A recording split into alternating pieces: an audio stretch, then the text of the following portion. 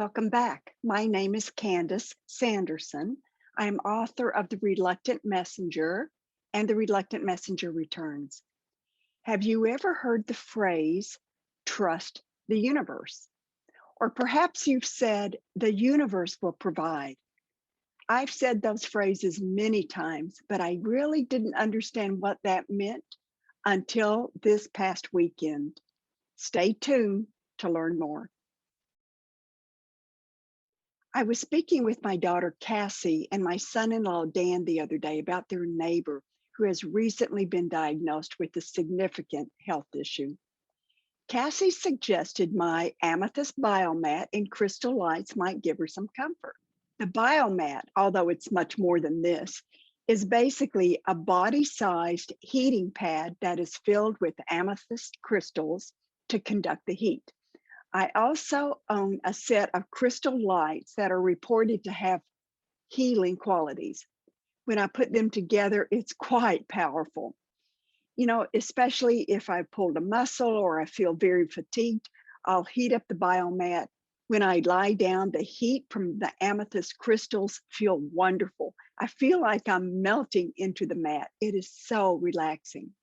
Next, I add the lights.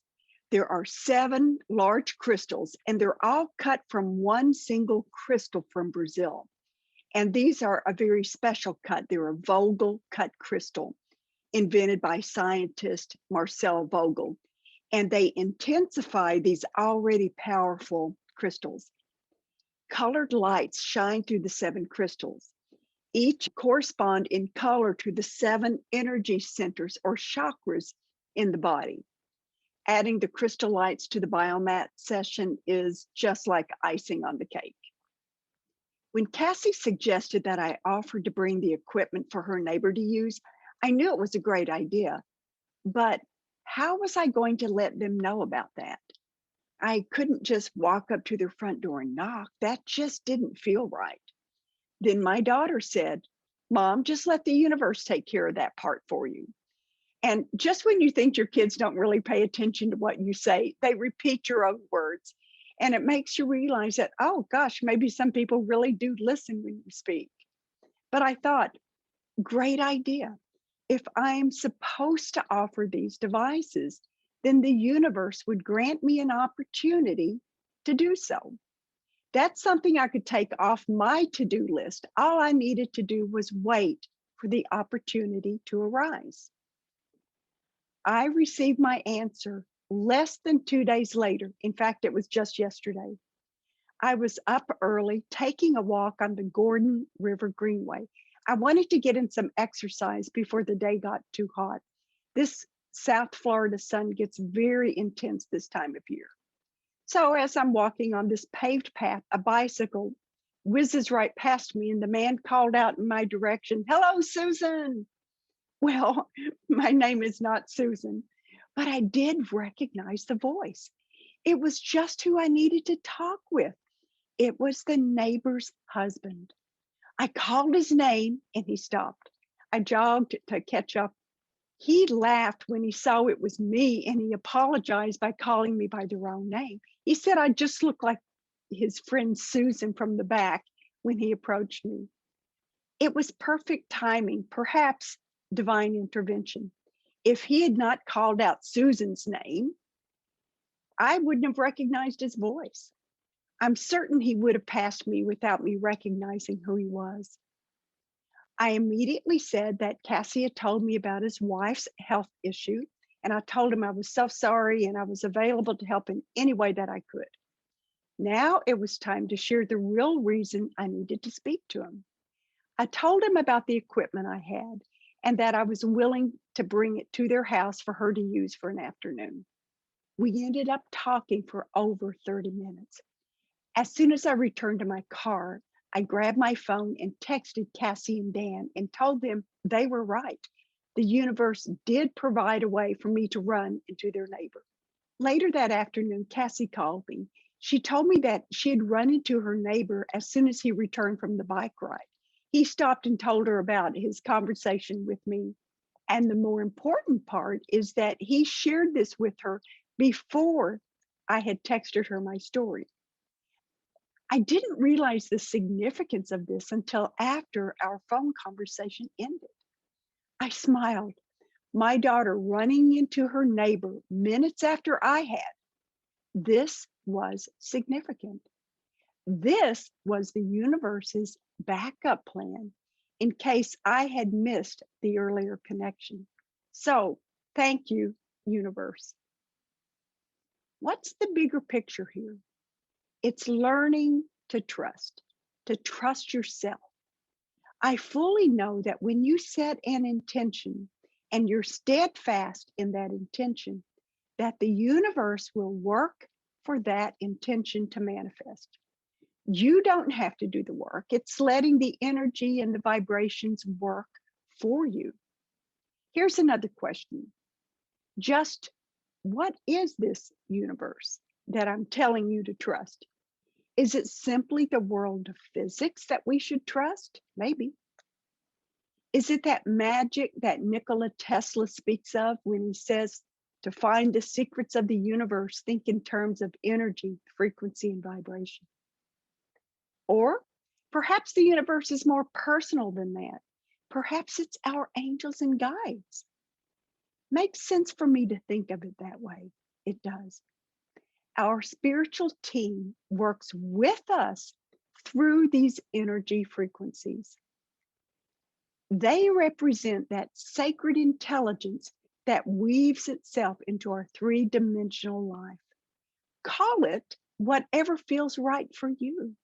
Spirit, energy, universe, vibrations, angels. It's that other dimensional space that surrounds us, and we have the keys to working with it. Once I began viewing the world through the lens of energy, I began to connect the dots. But the first step was to realize that there were dots. Things don't just happen to us.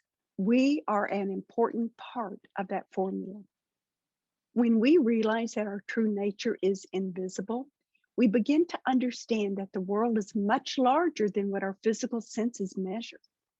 We are spirit, soul, energy.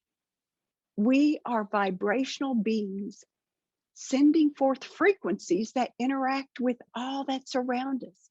We are so much more than our physical bodies. What else could I learn from this experience? It spoke to one of my blind spots.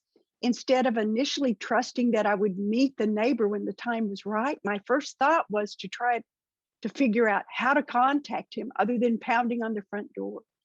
It took my daughter to remind me of my own beliefs, to let the universe do the work for me. I grew up with the belief that in order to get ahead, you needed to be the first in line. You needed to work the hardest. You needed to work the longest. In college, that translated to not just making straight A's, but making the highest A in the class or the history of the class. My belief was that you needed to pull yourself up by your own bootstraps. No one needed to help you. You could do it. After all, hard work is what ends in great results. And that's all on you, your shoulders. After my spontaneous opening in 2013, while driving to work one morning, I realized that there was so much more that I did not understand. It's not about the hard work. It's more about learning to have an intention and to keep that intention in the forefront. I guess I'll always believe in a strong work ethic, but now I have a more balanced view. It's time to take a step back from trying to be the superhero. It's time to breathe into the frequencies that surround me. It's time to let those vibrations work for me. It's time for us to embrace the fact that our lives in this three-dimensional world are not solo treks. It may feel like that. At times, we may believe that we are alone, but we're not. The angels have told me about transition teams, and that's something I cover in my second book, The Reluctant Messenger Returns. But these are teams of angels that accompany us when we enter this three-dimensional life on Earth. Many of them return to source, but some stay on to accompany us. Some angels come and go depending on what we need and when, but that full transition team, it returns when it's our time to drop our physical forms and return to our true home, home to our true essence, home to our spirit, to where we will become one once again with all that is. I hope you enjoyed this episode. Feel free to subscribe, share, and like. Remember, be kind. Surrounding yourself with the vibrations of kindness will enrich your life. Until next time.